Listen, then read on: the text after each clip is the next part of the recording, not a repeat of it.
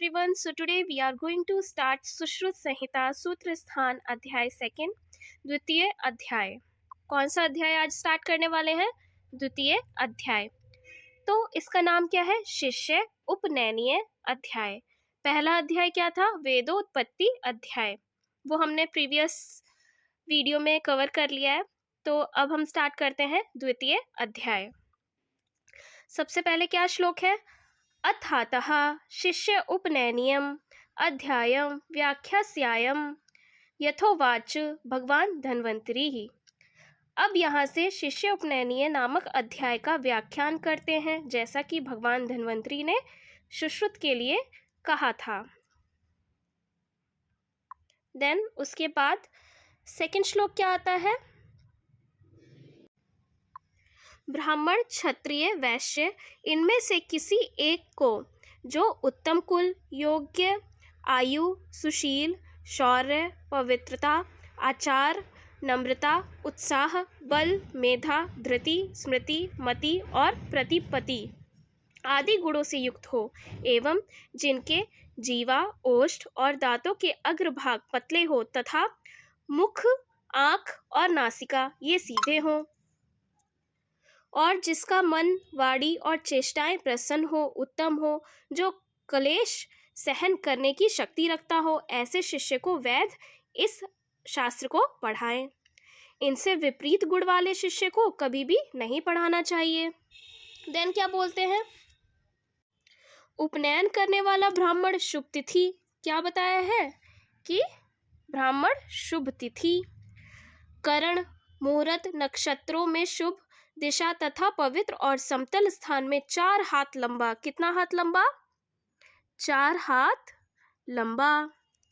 Then चौकोर, कैसा? चौकोर स्थंडिल बनाकर उसे गोबर से लीपकर उस पर दर्भ बिछाकर पुष्प धान की लाजा और विविध रत्नों से देवता, ब्राह्मण और वेदों का पूजन करके पश्चात स्थंडिल पर ऊर्ध्वमुखी लकीरें खींचकर जल से प्रोक्षित कर दक्षिण दिशा में ब्रह्मा की स्थापना करे। इसमें ये इंपॉर्टेंट है क्या कि कौन सी दिशा में ब्रह्मा की स्थापना हो रही है?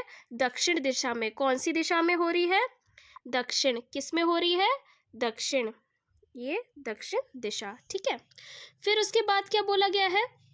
और पास में अग्नि प्रज्वलित करे। क्या? अग्नि भी प्रज्वलित करे। खदिर, पलाश, देवदार और बिल्व की अथवा वट, गूलर, पीपल आदि महुआ, इन चारों चीरी वृक्षों की दही, शहद और घृत से लिप्त समिधाओं से दारवी होम विधि की प्रथा से लकड़ी की दरवी से ओंकार पूर्वक महाव्याहृतियों का उच्चारण करते हुए घृत की आहुति दे। इसके अनंतर प्रत्येक देवता तथा ऋषियों का नाम उच्चारण करते हुए स्वाहाकार अर्थात आहुति देते हुए शिष्य से भी आहुतियां दिलाएं। अब नेक्स्ट श्लोक क्या बोलता है कि जो ब्राह्मण है वो 3 वर्णों के लड़कों को उपनयन कर शिष्य बना सकता है, यानी शिष्य बना सकता है। कौन कौन? किस किस को? ब्राह्मण हो गया, क्षत्रिय हो गया और वैश्य, इन 3 को वो उपनयन कर शिष्य बना सकते हैं। देन उसके बाद क्षत्रिय सिर्फ 2 को, एक तो क्षत्रिय और एक वैश्य। देन वैश्य केवल वैश्य को ही उपनयन करा सकते हैं। फिर उसके बाद क्या बोला गया है? एक लाइन की, शूद्र भी उत्तम कुल और अच्छे गुणों वाला अगर हो तो उसे वैदिक मंत्र वर्जन पूर्वक, यानी वैदिक मंत्र जो है उसका पाठ ना करा के सिर्फ उपनयन संस्कार के बिना ही तथा उपनयन संस्कार के बिना ही आयुर्वेद का अध्यापन करा सकते हैं। वैदिक जो मंत्र उच्चारण होते हैं और उपनयन संस्कार होता है उसके बिना ही उसको आयुर्वेद का अध्यापन करा सकते हैं, ऐसा कई आचार्यों का मत है। इसमें क्वेश्चन पूछा जाता है कि ब्राह्मण कितने वर्णों को करा सकता है? 3, क्षत्रिय 2, वैश्य केवल 1, वैश्य को ही। और जो शूद्र है उसमें क्या होता है कि अगर वो उपनयन संस्कार के बिना ही उनको आयुर्वेद का अध्यापन कराना चाहिए। अच्छा, इसमें बस ये चीज़ इम्पॉर्टेंट है, शुचिना कषाय वाससा, यानी जो वस्त्र होते हैं कैसे पहनने चाहिए? कषाय वस्त्र पहनकर ही शिष्य को उपनयन करना चाहिए। कैसा वस्त्र पहन के? कषाय वस्त्र पहन के।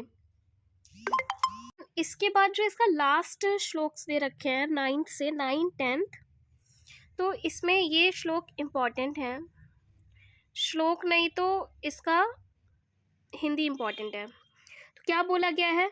कृष्ण पक्ष की अष्टमी और कृष्ण पक्ष की समाप्ति के 2 दिन यानी चतुर्दशी तथा अमावस्या, इसी प्रकार शुक्ल पक्ष के अष्टमी, चतुर्दशी तथा पूर्णिमा, सूर्योदय तथा सूर्यास्त के समय, अकाल यानी वर्षा ऋतु के बिना, बिजली होने पर, चमकने पर, मेघ गर्जन होने पर, अपने शरीर तथा अपने संबंधी तथा राष्ट्र और राजा के आपातकाल में, शमशान में, सवारी करते समय, वध स्थान में, युद्ध के समय, महोत्सव के समय, उत्पात के समय, यानी इन दिनों ब्राह्मण अनध्याय रखते हो उन दिनों में, एवं अपवित्र अवस्था में अध्ययन नहीं करना चाहिए।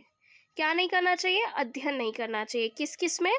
कृष्ण पक्ष की अष्टमी, कृष्ण पक्ष की समाप्ति के 2 दिन पहले यानी अष्टमी, चतुर्दशी, अमावस्या, शुक्ल पक्ष के अष्टमी, चतुर्दशी और पूर्णिमा, सूर्यास्त, सूर्योदय, अकाल में अगर बिजली चमकती हो, मेघ गर्जन हो, और क्या हो, राष्ट्र या राजा का आपातकाल हो गया हो, शमशान में, सवारी करते समय, वध स्थान के समय, या फिर युद्ध के समय, महोत्सव, उत्पात आदि में क्या नहीं करना चाहिए? अध्ययन नहीं करना चाहिए। ये क्या होता है? अपवित्र अवस्थाएं होती हैं, इसमें अध्ययन नहीं करना चाहिए। ये इम्पॉर्टेंट है।